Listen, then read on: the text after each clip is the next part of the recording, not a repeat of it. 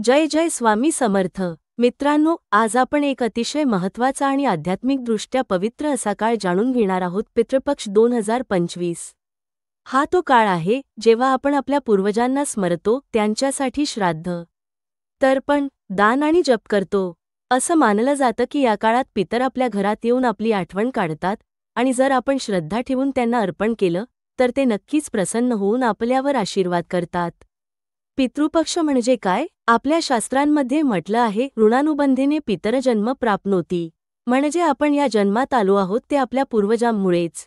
त्यांच्या आशीर्वादामुळेच आपल्याला शरीर, वंश, संस्कार आणि या जगाचा अनुभव घेण्याची संधी मिळते।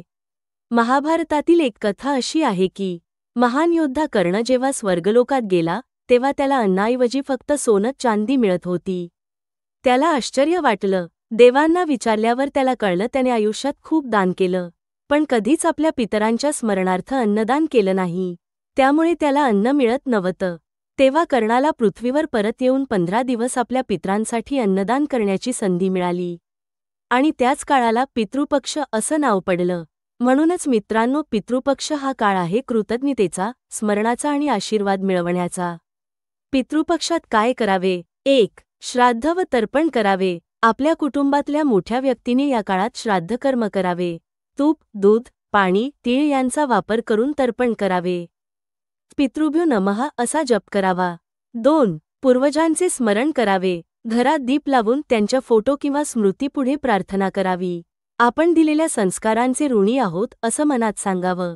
3. दानधर्म करावा। ब्राह्मण, साधू, गरीब, अनाथ यांना अन्नदान करणे सर्वात श्रेष्ठ आहे। कपडे, धान्य, तूप, भात, गूळ यांचे दान पितरांना आनंद देतं। कावळ्याला अन्न देणे पितरांना पोहोचतं असं मानलं जातं।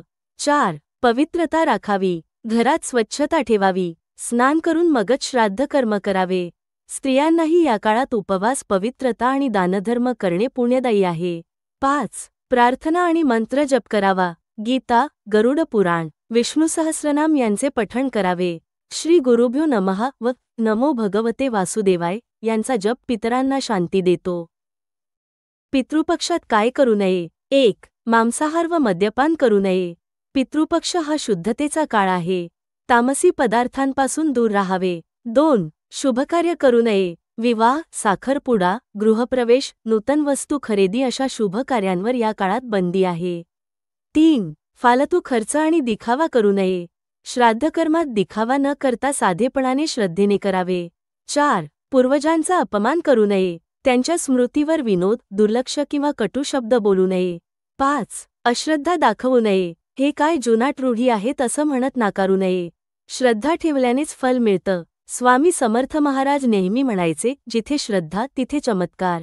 आपल्या पूर्वजांप्रती कृतज्ञता ठेवली तर त्यांच्या कृपेने आपले घर नेहमी समृद्ध राहते।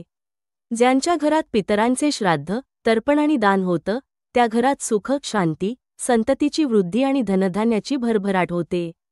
मित्रांनो, आज आपण पितृपक्ष 2025 विषयी सविस्तर जाणून घेतलं। या काळात श्रद्धा, कृतज्ञता आणि प्रार्थना यांना सर्वात मोठं महत्त्व आहे। आपले पूर्वज म्हणजे आपलं मूळ आहेत। झाड जसं मुळांवर उभं असतं तसं आपलं आयुष्य आपल्या पूर्वजांच्या आशीर्वादावर उभं आहे।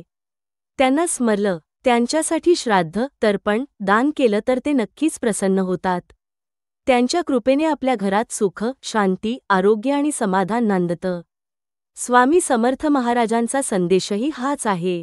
पितरांचा आशीर्वाद मिळाला तर आयुष्य समृद्ध होतं आणि त्यांच्या नाराजीमुळे आयुष्यात अडचणी निर्माण होतात। म्हणूनच आपण या पितृपक्षात केवळ विधी न करता मनापासून कृतज्ञता व्यक्त करूया। प्रिय भाविकांनो, जर हा व्हिडिओ तुम्हाला उपयोगी वाटला असेल तर कृपया हा संदेश अधिकाधिक लोकांपर्यंत पोहोचवा। लाईक करा, शेअर करा आणि आमच्या कृपा सिंधू स्वामी समर्थ चॅनेलला सबस्क्राईब करून घंटीचं बटन नक्की दाबा, जेणेकरून प्रत्येक भक्तिभावाचा, स्वामींच्या कृपेचा आणि आध्यात्मिक ज्ञानाचा व्हिडिओ तुम्हाला वेळेवर मिळेल। शेवटी सर्व पितरांना मनःपूर्वक नमस्कार करतो आणि प्रार्थना करतो की त्यांचा आशीर्वाद आपल्या प्रत्येक घरावर, प्रत्येक मनावर आणि आपल्या संततीवर नेहमी राहो। जय जय स्वामी समर्थ।